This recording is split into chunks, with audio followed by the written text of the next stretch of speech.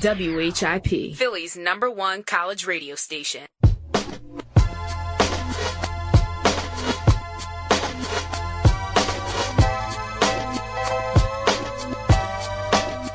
(11:14), Gelb and Chase here with you, taking you up until noon Eastern time, where Temple Sports Hour will come your way. Big news today on the Temple basketball front, as Anthony Lee is deciding to transfer from Temple University, and now joining us in the studio is the former Temple Owls big man, and that's our good friend Anthony Lee. Anthony, Zach Gelb, Chase Sr., how you doing? How you doing, man? Well, it's great to see you in studio today, and big news that came out today. Keith Pompey reported it first from the Philadelphia Inquirer that you're leaving Temple University. What factored into that decision to transfer from Temple?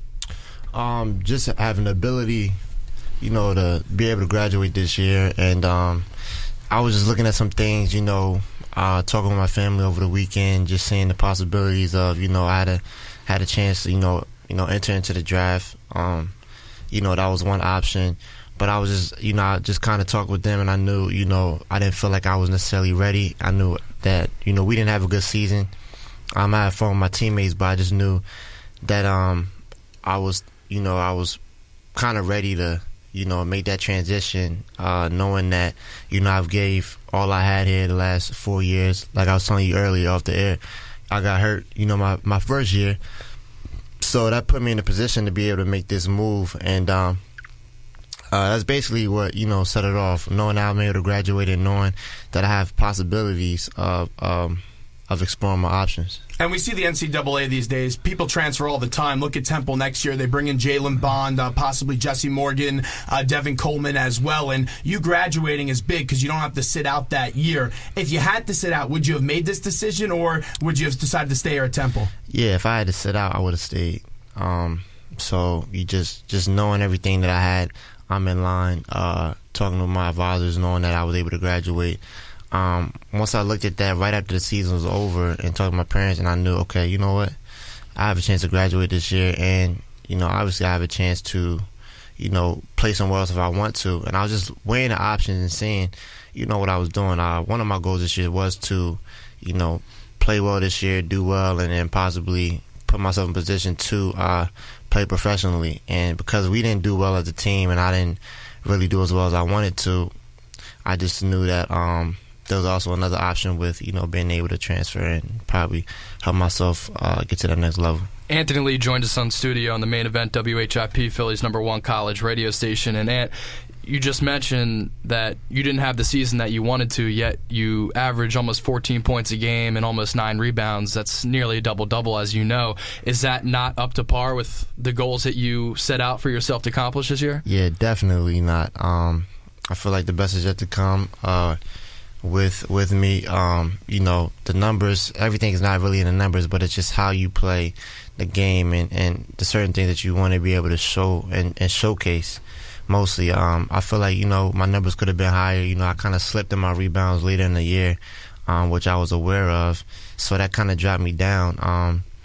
But the scoring, I'm not, I don't really care that much about, but I know I have a lot of potential to do a lot more. So I know whatever program that I choose in the next few weeks, that's definitely going to be a big thing for me to just expand my game, help the team, but expand my game as well, to be able to show more versatility that I know that I have inside of me. You have some ties to Iowa. I know you don't really know what school you're yet to go to. Mm-hmm. Iowa obviously had a good season. They were ranked for much of the year. They're in the NCAA tournament in one of those 4 play-in games. Is that a possible destination for you, or are you just not sure yet? Those are possible situations. Definitely, I can say that. Schools in the Midwest are definitely possible situations. Whatever games that my family, could get to. They weren't able to come to many games this year because, my parents are pastors, so they was dealing with, church, and I have 2 sisters that's still back at home that's in school. So, but wherever, I decide now, I'm sure, they know it's my last year, so I'm sure they'll make any type of drive that they have to make in any possible way for them to get there. You told us when you were coming in here that your phone's been blowing up all day, and we've seen the tweets, we've seen all the Facebook posts, all that stuff. When did you get a chance, though, to tell your teammates and Coach Dunphy that you were transferring, though? I told him last night. I talked to Coach Dunphy earlier in the day. We had a team meeting, and I just wanted to speak with him after, so we was able to discuss it, and he was very, showed a lot of willing. He was very willing to help me out, and just show his care and show his support to me.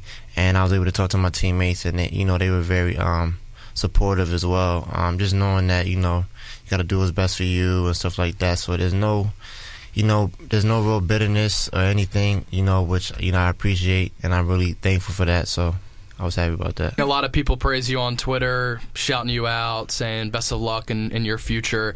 Also, some backlash on Twitter. Have you seen that? What do you have to say to the haters that are talking to you? I've seen that, but nobody. You got to do what's best for you sometimes. Yeah, nobody knows. Yeah, nobody knows. Nobody knows what goes on inside. That's why it's called, inside the house. Right. So we just keep those things, in there, and people just have to live with your decision, because unless they're in your position, then they don't really know, why you made that decision. We're talking to Anthony Lee, former big man for the Temple Owls, told Fran Dunphy last night that he's leaving Temple University and will transfer, and you said you're going to make that decision within the next few weeks. But do you view yourself more as a 4 or a 5? Do you have a preference? Because I would imagine you like to play the power forward more. Yeah, I'm definitely more of a 4. But I had a lot of experience playing the 5 here, so I'm definitely more of a 4, have more versatility, need to be able to show face up to the basket more instead of having my back towards the basket. And I think that's going to help me a lot, and working on the things I'm going to work on this summer is going to really define my game. I think the last game I was able to show a little bit more face-up things that I wasn't really able to show throughout the whole season. So I think it's just a lot of flashes that happen, but I want that to be, involved in my game all the time. You're very athletic for being 6'9". You can shoot from the outside. You can drive to the basket. You can soar with some big men and throw it down. You feel as though you weren't able to do that as much as you wanted to, and did that attribute to you not having the year that you really wanted to this season? Yeah. I guess that had a little bit part to play, because you see other athletic big guys, how they're able to contribute for their team in the same way that you feel like you can, and it's just all in the system. It's all what the team wants, and if they don't want that, if it's not a big thing, then you just have to you have to live with it. And I've been able to do the things that they asked me to do without doing the things that I know I'm capable of doing. So I guess that's when you say the best is yet to come, I was able to do well. And the little that I had, and now being able to do more, is just going to really show the versatility and the whole package. From a health standpoint, I know you missed a few games last year. Where are you from a health standpoint? Are you 100% healthy? Yeah, I'm 100% healthy. Just little nicks and bruises. Just trying to give myself treatment and things like that while I'm here. And Temple University's done a very good job in supporting me right now and just helping me and letting me still do what I have to do. Because you never know how a situation like this could end up, where it's a bad situation between both parties, but they've really been cooperative, and I continue to work with them until I graduate, and then finally be able to make that transition. You seem like you're in good spirits, and Jalen Bond is 6'7". He's transferring in from Texas. You got to practice alongside him all season long. You've been around Daniel Dingle last year and some of this year before he did tear his meniscus in his right knee. How confident are you that those two guys can come in and help replace what you're leaving? Oh, I talked to them yesterday, and all of them, it was about a group of them, and I just told them, you guys got to really do what you got to do. Make sure that y'all come together, y'all share the ball, and make sure that y'all can do things that's going to really help your team win. Jalen Bond's a great rebounder. Daniel Dingle can really facilitate and has a good scorer's mentality, but he's a pass-first guy. And I think with everybody meshing together, they coming back together, I think that they can have a lot of different pieces doing different things for next year. Alongside Bond, Jesse Morgan hopefully is going to be granted another year of eligibility. Devin Coleman is another addition from Clemson, and Obi is a top 150 recruit. Everybody returns, and with the addition of those transfers, you and Pepper leave. How bright of a future do you think that this team has moving forward, especially under Fran Dunphy, who is known across the nation as one of the better coaches in college basketball? Yeah, they have a bright future.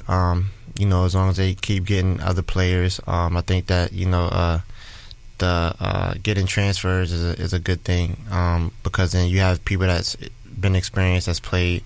So I think that's going to help them next year and the next couple of years, if they're able to, land some people like that. And, they're in good hands. They have, a good coach that knows how to coach, and he's proved that he can win and do things like that. So I think they'll do well.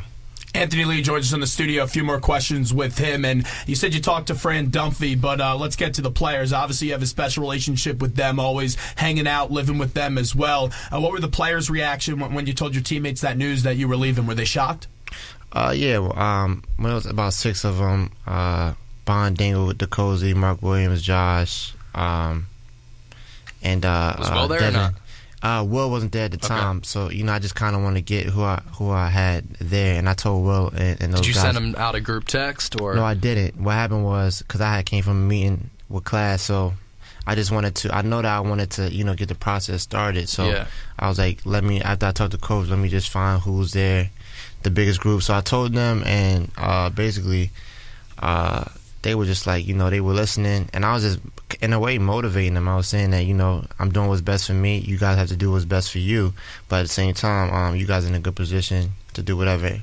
You've been here a lot at Temple, and you know that freshmen don't get a lot of minutes. This year, the circumstances were different as they didn't have a whole lot of depth on the bench. And you saw guys like Devontae Watson getting burned, Mark Williams as well. And you've had great relationships with them working as a big man and served as their mentor here for this year. How bright are those two players' futures, and what can they bring to the basketball court? They can bring, good toughness, stick their nose, get on the floor, get down, get real dirty. I know practices this year was the most interesting year practicing, because there was a lot of hardcore stuff going on in practice because people really wanted to play. So it was real physical. So I feel like, if they do a good job in knowing how to play, being physical without fouling and doing things like that they can really help the team just do the dirty work. You talk about the want to extend your basketball career beyond your college days. What are some of the things you have to work on as a player during the offseason and next year, wherever you decide to go, whatever institution you decide to transfer into, to attract maybe NBA scouts, maybe scouts in Europe, etc.?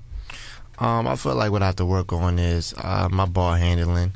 Want to be able to bring the ball up the floor, a couple times being able to just see the floor because I feel like I'm a good half-court passer, being able to make passes and see the floor. But I want to really improve that where I can do it a little bit more where it's not foreign for the big guy to, bring it down to, the three-point line.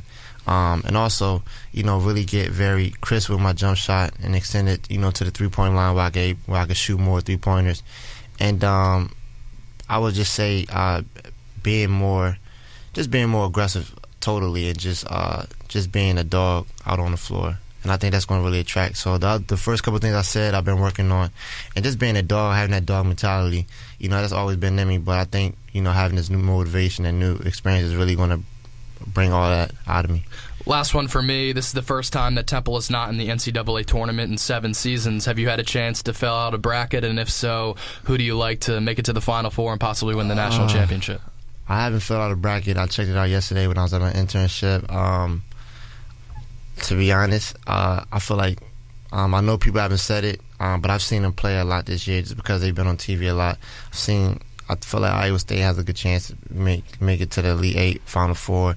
I think Wichita State has a good chance to at least make it to the Elite Eight. How about a team like Louisville that you played against twice? Louisville, yeah, they're a crazy team. On the way they've been blowing out teams, I think they really have a good chance to probably repeat because they're just real solid and they know their guys, they know who to look to. And the last team, I guess I would say, definitely a Big Ten school, Michigan State. I think they have a real good opportunity as well. Before we let you run, as Anthony Lee joins us in the studio on the way out here, I'll never forget that Syracuse game where you absolutely went off in Madison Square Garden, the world's most famous arena. Right. And we went up to you after the game, and I said, describe your performance. And you said, man, today I was playing like I was Dwight Howard. Was that your best memory at Temple, playing in that game? You know what? Yeah, that had to be the best memory just because statistics-wise and the way I was playing, exactly what I was playing. Yeah, it felt like I was playing like Dwight Howard, man. Like grabbing boys the way I did that game, the energy and everything. Before that experience, it was a Duke game, and that was my first big-time college basketball game. And if y'all remember... You showed out in that one, too, at the Wells Fargo Center. The week before that, I had a horrible game. I hit the game winner to win that game. We played Buffalo, but I kind of got killed a little bit down low. And I was like, I'm never going to let that happen again. And then knowing that next week I'm playing against both of the Plumleys, pick up my first foul in the first 30 seconds of the game, and then having the ability to, I think I really grew up that game and then was able to understand what big games were meant and how they felt and how to stay in it. So the Syracuse game was my best, but I think the Duke game helped propel me.